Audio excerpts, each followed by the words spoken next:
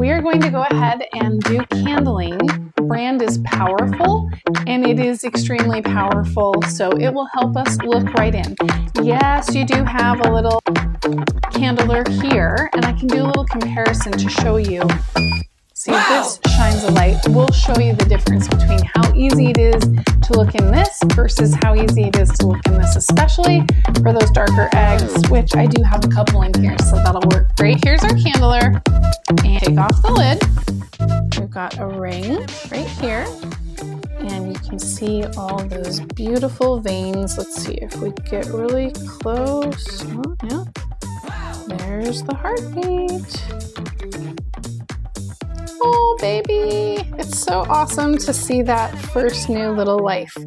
So we know for sure that that one's developing. But yep, you can see the beautiful veining, and you can see the line. This one is a little harder to see because it's a darker color. We'll check it out. So we just kind of like make a mental note like, oh, we need to look at this one closely. We need to look at this one closely. This one again has veining and is, you can see the line really distinctly. You're not going to be able to tell very well on the dark ones. So this is why I really love the powerful, because it helps you get in there and see. Can you see that moving around inside? That's what you're checking for. You're checking for the veining, you're checking for the circle, and you're also checking for movement inside. If you don't see the movement, that can be when there is a problem. Okay, this is a darker egg, but you can still see. Now, a lot of times on the darker eggs, you're not actually going to see movement. And this one is very hard to tell, but I do see movement. So we're gonna keep that one in. Okay, so now when you're candling the super dark eggs, notice how I can't really see anything. So when you can't see something with a dark egg, that's actually a good sign. A lot of times you'll be able to kind of see right through it, and that indicates that it is not good. Okay, so do you see this right here? See how that looks like a little bit of a line? So we're gonna have to keep an eye on this. I suspect that this is developing what is called a blood ring. It means that the embryo already gave up.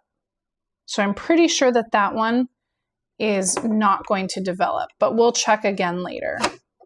Remember, I told you before as well that you don't have to panic. It's okay if we don't have the incubator on. Remember, about this stage in the broody process, mom is getting off of those eggs and she's going to take a break. She's going to go out, she's going to eat, she's going to go to the bathroom, she's going to dust bathe. And so we have some time to do what we got to do with eggs. It looks like we have significant development on each egg, or a question mark. I think there was one over here that we had a question mark. If you want, you can put an X on the one that you have a question mark on. Normally you want to look at the fat end of the egg, but I don't want to turn over the egg to look into this incubator candeler. So again, we can see, you see that little dot right there? That's the heartbeat. I can get a really good indicator of that air sac. And people that really like to be very on top of their incubation process will actually mark that little ring at the top, the air sac, and they'll track how much that air sac changes throughout the course of incubation. It gives an indication of, is it developing correctly? Or if you're brand new and this is all that you have, this is better than nothing.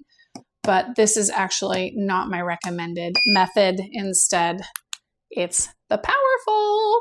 So, and there's a link to that on our Square store. Let us know if you have any questions about how candling works. And if you learned some things, let us know in the comments. And thank you guys for watching.